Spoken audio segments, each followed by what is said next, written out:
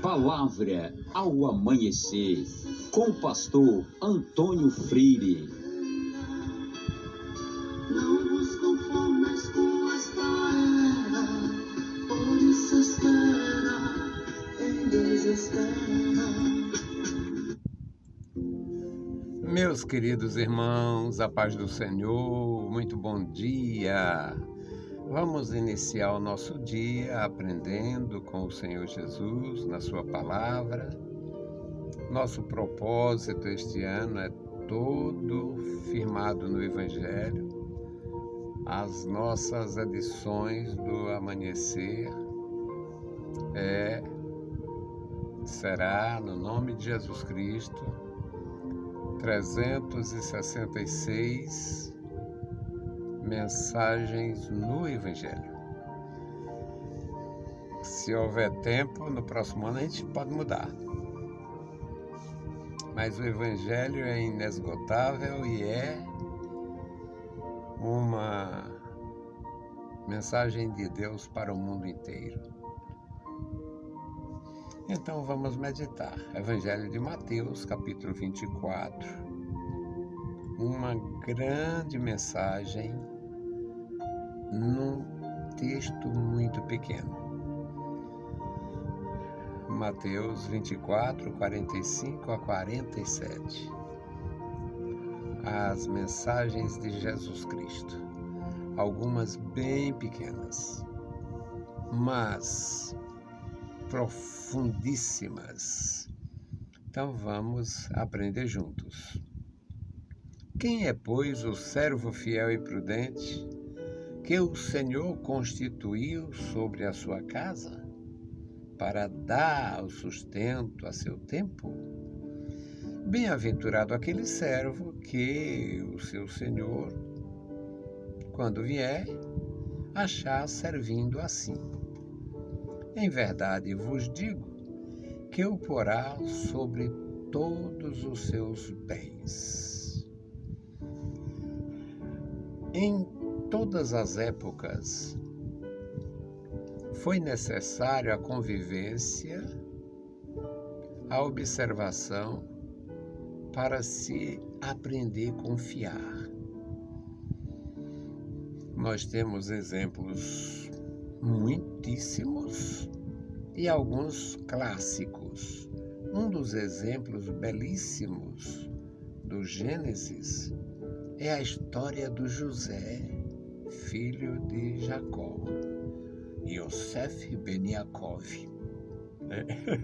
Arriscando meus conhecimentos aqui. O Yosef ben Yaakov, o José filho de Jacó, que ficou conhecido universalmente como José do Egito, não nasceu no Egito, não era egípcio, não tinha nada a ver com faraós. Até os 16 anos, viveu com o pai. E era muito amado porque era filho da esposa principal, que seria a única se não fosse a jogada do Labão.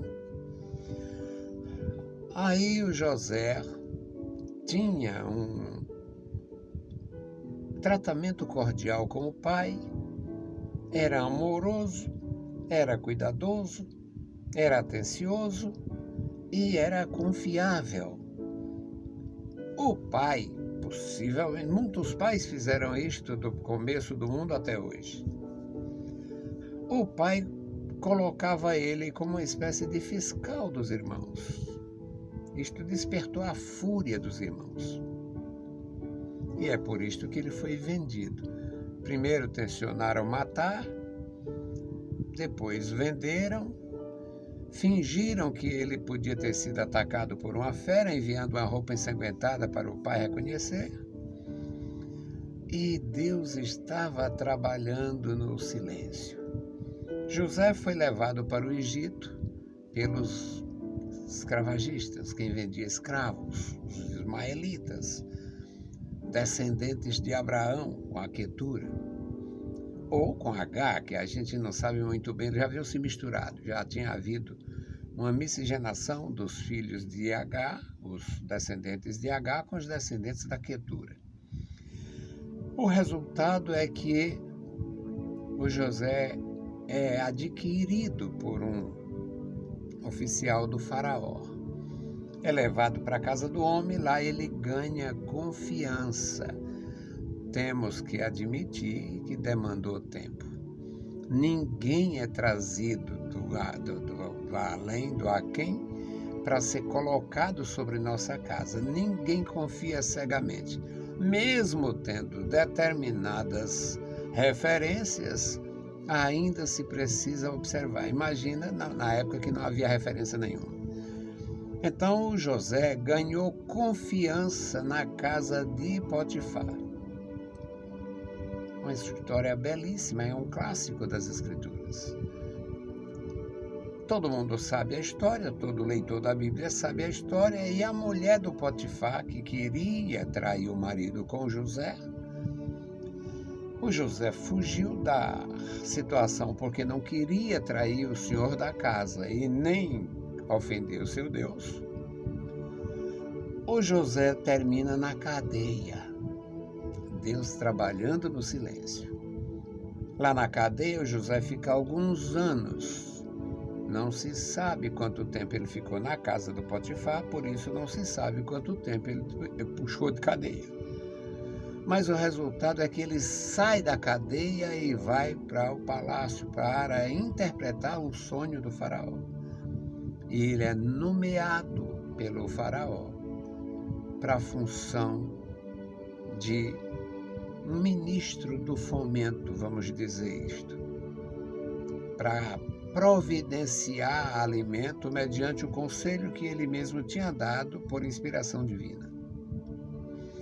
O José foi colocado sobre toda a fortuna, toda a organização do Ministério da Economia, lá do Ministério da Agricultura do Egito.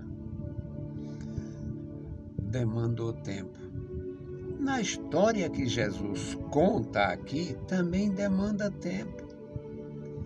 Para mim, receber oportunidade em uma empresa, ser promovido, demanda tempo. A não ser que o sujeito, hoje que já existem tantas referências e tanta forma de se identificar um profissional, o sujeito já é contratado para função X. Mas no tempo que as pessoas cresciam mediante o serviço prestado, demandava tempo. Então, na história do José, demandou tempo. Dos 16, 17 anos até os 30, quando ele chega à presença de Faraó, ele passou por momentos muito difíceis. Ele engoliu em seco, em muitos momentos. O Senhor Jesus, ensinando aqui, diz: como será? Quem será? Como é que age um servo que é fiel e prudente? Quem é, pois, o servo fiel e prudente, que o seu senhor constituiu sobre a sua casa para dar o sustento a seu tempo? Bem-aventurado aquele servo que o seu senhor, quando vier, achar assim, ordenado, ordeiro, ativo, cuidadoso e precavido. Bem-aventurado. Em verdade vos digo que o porá sobre todos os seus bens. Faraó foi orientado por Deus, que deu sonho e fez o faraó se perturbar, porque ninguém soube, ninguém teve condição de ajudar. E olha que o faraó, assim como os demais ditadores da época, os reis, os grandes líderes, eles tinham uma despesa infernal com sacerdotes, com bruxos, com magos, com feiticeiros. Lembra do o sujeito contratando o Balaão, contratando um Balaão, um bruxo, um mentiroso, um profeta, um enganador, um benzedor. Sempre foi assim. Mas quem deu orientação ao faraó foi Deus. Deus trabalha no silêncio. O Senhor Jesus ensinava como ele só, porque só existe um Messias. E ele diz: quem é este servo fiel e prudente? Às vezes o sujeito é fiel, no que diz no contexto da honestidade, mas é neurastento, é imprudente nas decisões. Eu conheci homens fiéis que jamais desviariam um centavo de alguém, qualquer coisa, mas eram intratáveis. Tem alguns que ainda estão vivos. São pessoas praticamente intratáveis. São crentes, conhecem o Senhor Jesus, lê a Bíblia, pregam o Evangelho, mas são intratáveis. Eu reconheço que eu mesmo sou um sujeito duro nessas coisas. Eu não tenho muita paciência para esperar que alguém reconheça isso, se humilhe naquilo. Não, eu deixo para lá, vai para lá. Eu tenho tanto o que fazer, tem tantas pessoas com quem interagir e tratar, que eu vou estar pelejando com um indivíduo indiferente e desprezador e tal. Não, deixa para lá.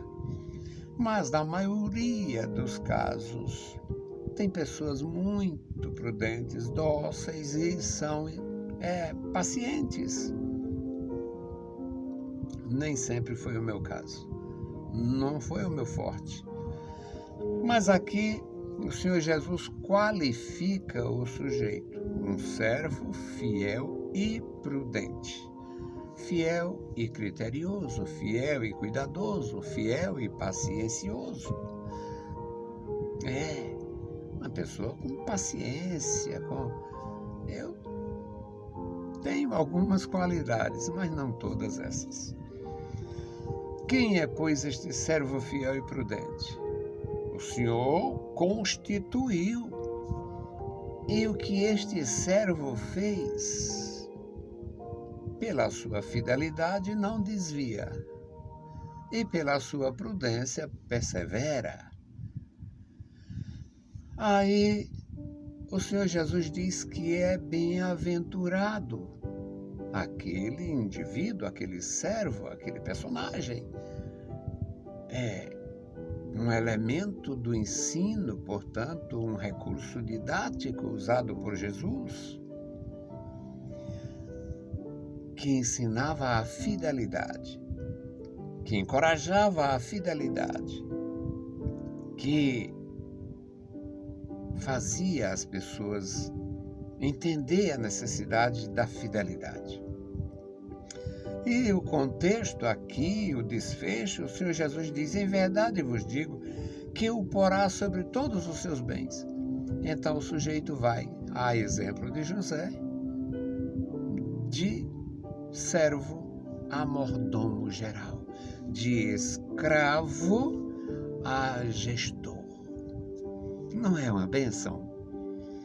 E no que diz respeito às coisas materiais, o sentido aqui que Jesus ensina é geral. É tanto que o Senhor diz que o Senhor daquele servo colocará ou atribuirá a ele várias funções. Colocará ou porá sobre todos os seus bens. No sentido espiritual, a nossa fidelidade na missão recebida, no dom recebido, executando com sabedoria, com fidelidade e humildade. O Senhor aqui não falou, não citou a humildade, mas é impossível uma pessoa fiel e prudente não exercer a humildade, porque nem sempre a nossa fidelidade ou prudência é reconhecida pelos imprudentes, infiéis, forçadores de barra. Portanto, meus irmãos, nós aprendemos com Jesus cada dia. O meu propósito para este exercício, hoje nós estamos continuando. Graças ao Senhor, desde o primeiro dia do ano, não falhamos nenhum dia. O propósito é concluir 366 dias este ano bissexto com a mensagem do Evangelho, trazendo para nós instrução e refrigério. Que Deus abençoe os meus irmãos de uma forma profunda, de uma forma poderosa. E a nossa intercessão hoje é pela irmã Gorete Barros, pela sua família. A postagem dela hoje me tocou. Um irmão doente, bastante enfermo, e ela aflita. Pelo que nós conhecemos da irmã Gorete, eu conheci o esposo dela, foi meu professor, inclusive, professor de teologia, Dom Joaquim Barros, de saudosa memória. Ele era muito cordato, muito amável, muito prático, e ela igualmente. Então eles sofrem muito, a gente sofre muito quando tem familiares enfermos. Orar pela serva do Senhor. Bendito Deus, Pai Santo, Pai querido que está nos mais altos céus, nós te louvamos, pedimos a tua graça, direção, proteção. Abençoa, Senhor, toda a tua igreja, guarda crianças, jovens e adultos. Agora te apresentamos ao Senhor, irmã Gorete Barros, a sua família. Ó Deus, toma em tuas santas mãos a tua serva e os seus familiares, seus irmãos, meu Senhor, a cunhada e os sobrinhos, ó Deus. Tenha compaixão, ajuda, dá vitória, e tu pode, meu Senhor, todas as coisas. Tu pode, meu Senhor, reverter um quadro terrível de enfermidade, de desânimo, de desconfiança pela a limitação dos homens, do poder do homem, dos médicos e tal. Senhor amado, mas tu pode operar. Deus fiel, fala com a irmã Gorete, conforta, meu Senhor, seu coração, encoraja, dá confiança, dá mais esperança. Amado Pai, ouve a nossa petição. Em o nome santo de Jesus Cristo te pedimos. Amém. Meus queridos irmãos, a paz do Senhor e bom dia.